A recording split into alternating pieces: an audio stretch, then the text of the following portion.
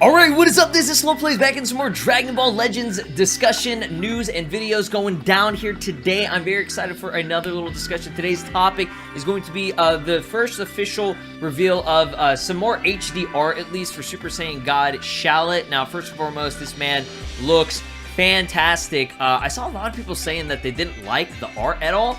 I think it looks amazing. This actually looks legitimately like what you would expect a Super Saiyan God Shallot to look like, and I absolutely love the design.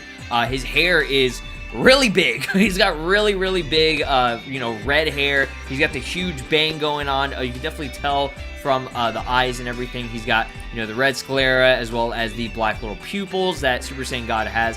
So one thing about Super Saiyan Blue that I'm kind of upset about is that it didn't keep the little pupils. I thought that was always kind of cool. But I guess they were like, oh, okay, let's keep that unique to Super Saiyan God. But another thing is his tail changes color. That's what I'm talking about. I mean, obviously, it does with Shallot whenever he transforms into a Super Saiyan. But it's just kind of cool to see. Shallot's cool, man. He's like the only Saiyan that I think I know of that has like a black tail. So, I mean, hey, if I recall correctly, I don't remember Goku's tail changing color when he went Super Saiyan. I could be wrong, but in GT. It's been a while since I've seen GT, but yes, he just looks awesome, man. Just seeing the red tail and everything is so sick. So, shouts to Air Dokkan for the more vibrant HD version of this art or whatever. I think he fixed it up and patched it up and made it look a lot better. So I'll link him down below as well. But man, I'm just so excited for the story to progress.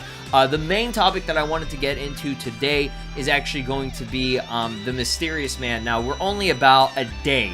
I think a day or 2 days, depending on your time zone and everything, and depending on when this video goes live, when the actual anniversary is going to drop. Today, for me, I don't know if you can see in the corner there, it is the 30th. Okay, it is May 30th. The 31st is the day it's set for, banners to go live, and probably just like the big update and everything. Most likely with the update with the story with Super Saiyan God Shallot.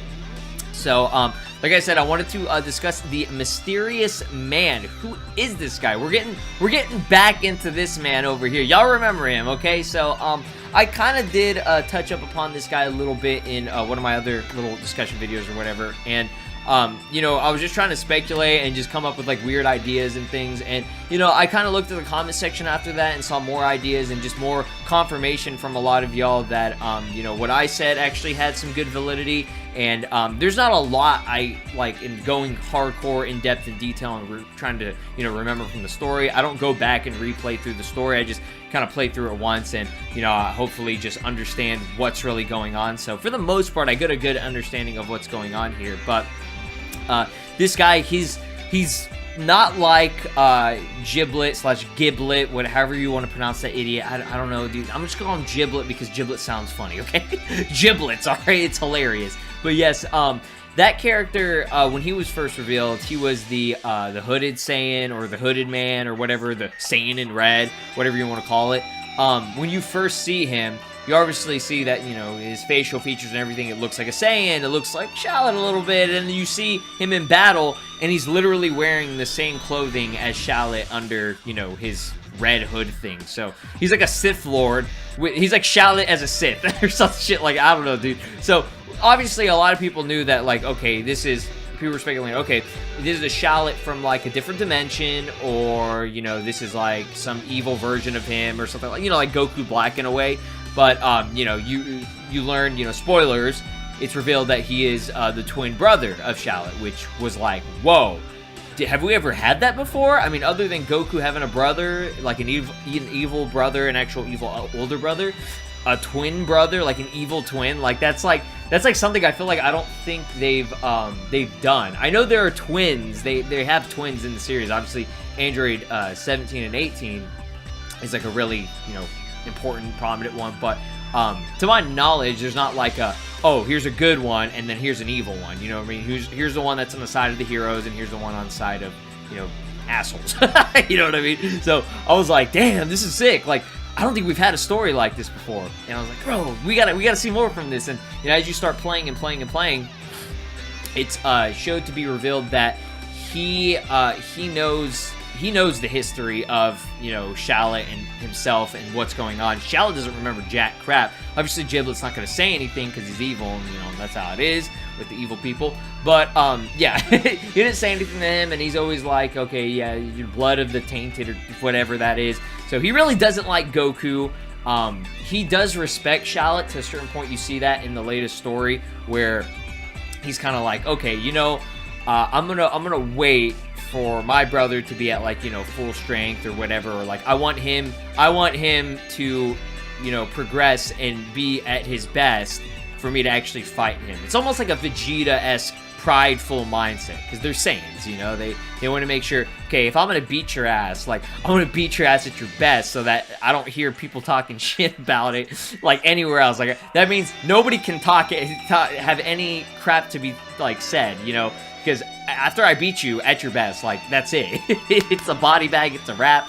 There ain't nothing else after that. So that's one thing I always like about, you know, just Saiyans in general, like that respect that they have usually, for the most part, you know, with the exception of like Raditz. Like, Raditz was just a straight up asshole. He was just like, you know what, I'll just trick you a million times, but I'm gonna kill you. I'm gonna kill you.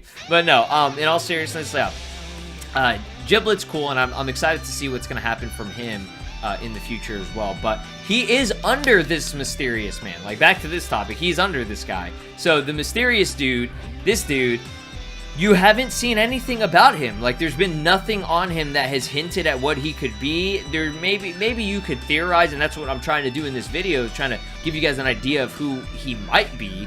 But obviously none of this is really gonna have any like true support other than me just, you know, kind of blabbering. But you know, all you see is that he can do teleporting, I guess.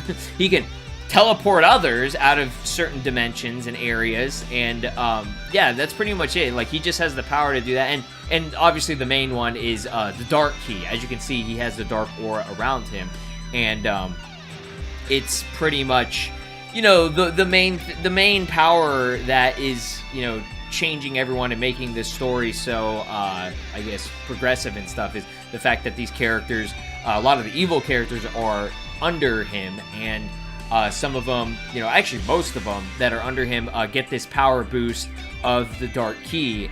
You know, the first time you see it, I think, was Raditz, and then you see it pretty much in every other character. Android 13, you see it with Giblet and everything. I think you saw it with Majin Vegeta too, but Majin Vegeta obviously kind of like broke free or whatever. But the first character that I wanted to talk about is probably gonna be this guy right here. You know, I'm just gonna hide that. Okay.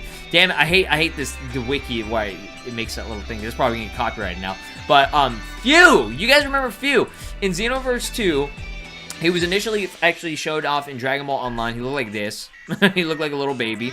Yeah, he was in Dragon Ball Online, and then you see him as an actual adult in Xenoverse 2. And I remember his first reveal was very surprising, because we've never seen this character before, other than, you know, obviously this little baby version of him in the Dragon Ball Online, which obviously he looks nothing like he used to. Like, now he's got like a ponytail thing. He's like a ninja character with yellow MC Hammer pants and galoshes. Like, my man's like rain. He's like going in the rain right now. I don't know. But this man has drip. All right, he's fucking hype. I love Few. He's sick. He's like a demon Trunks. But yeah, this guy, if you don't recall what his abilities were or what he did, he doesn't really, I guess, like, control, like, manipulate characters. More of like, oh, I'm gonna recruit characters and experiment on them. That honor for manipulation and evil energy slash villainous, you know what I'm talking about, the villainous mode and stuff, that would go to Towa and Mira. Yes, she got tits. Let's go. So that's how you know.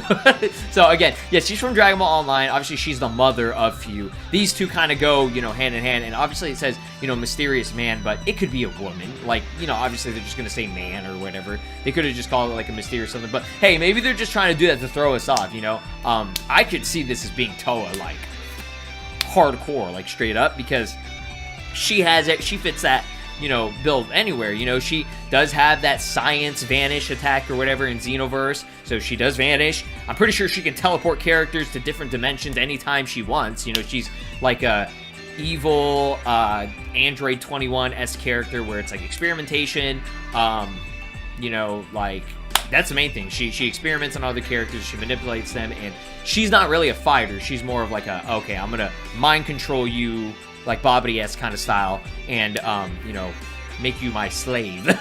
You shall do my bidding or whatever. So that's something like, for God's sake, she created her own husband in a way or whatever, right? You know, Mira. So that's a character that I feel like would really fit. Again, I'm not saying that these characters are going to be the characters. We haven't seen anything from like the Xenoverse series slash Heroes series, to my knowledge, in this game yet, in Legends, and I think that would be a great sort of introduction to those type of characters if they're going to try and do it. So Few and Toa would be good. I think that would be awesome if it was one of them. I really hope it's Toa, because, you know, she's I think at this point she's a very recognizable character in the Dragon Ball series.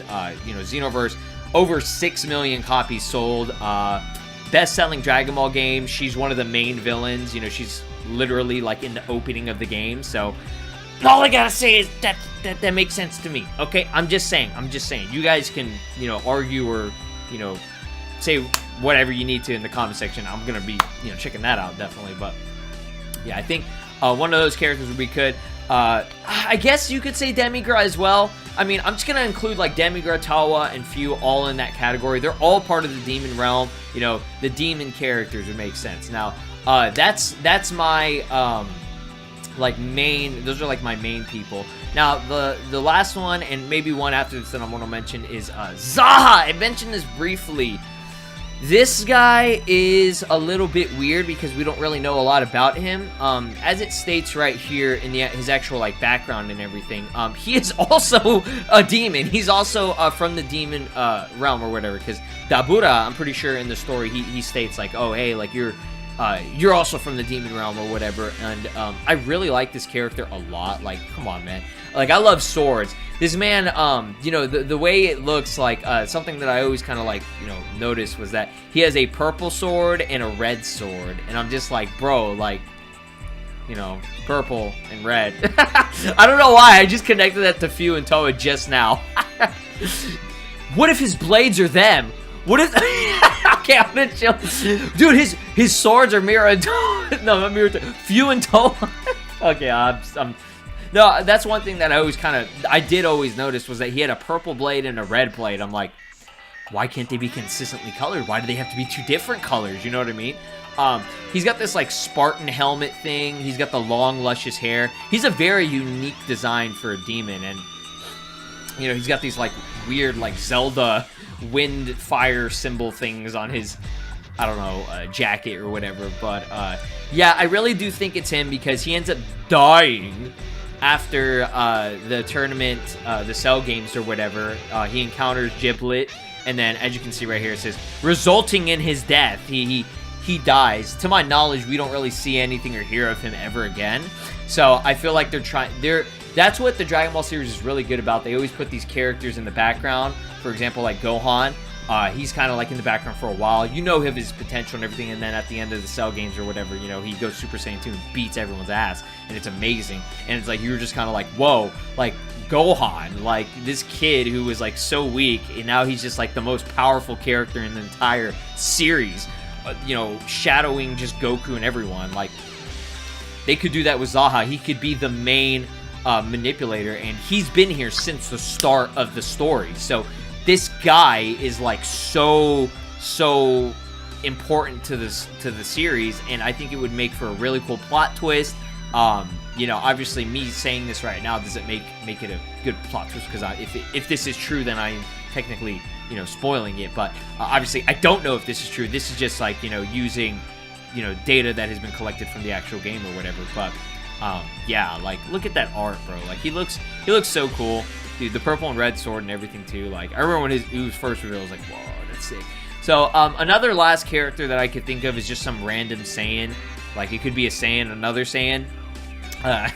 Well, the one that I always found funny is, and you know, this could be true. You know, I'm not saying it is, or like it's not, or like I don't like to rule out anything just yet. But this one is like the more unlikely funny one, with somebody who's like, oh, it's Shallot and Giblet's dad, and somebody actually was like bitching at me about that, like, oh, who said that? Nobody said that. And it's like, a lot of people actually said that in my comment section. I don't know about like in general, but my comment section personally, I saw a lot of people were like, hey, maybe it's his dad, you know. And who knows, they might just do like some kind of like, you know, King Vegeta kind of reveal where it's like, oh, okay, you know, because a lot of Saiyans show some kind of parental figure, you know. We have Paragus, we have Bardock, King Vegeta, you know what I mean? Like, there's a good amount of them, so I don't want to always rule stuff like that out, but obviously it's very, very, you know, you're reaching, you're like Mr. Fantastic style, like with that, but I don't know, man.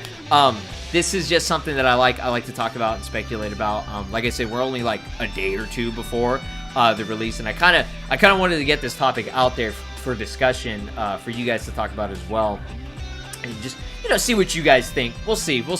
But my last final character that I really do have a strong feeling it's going to be, and like this one right here is like, I'm pretty sure it's like 99.9999%, like legit, like this guy's got to be him. The mysterious man is Toshi. Yes, shout out to my boy Nas, bro. Shout out to my boy Nas. Yo, go check him out on Twitter. That's my guy, bro. When I saw this for the first time, I was like, this is the best shit I've ever seen. They will buy our chrono crystals. They will suffer. Oh, yes. Dude, look at this motherfucker. Look at him. Dude, look at Toshi, bro. He like, oh, the money. I need the money. I got chrono crystals. Hello, big boys. Yes.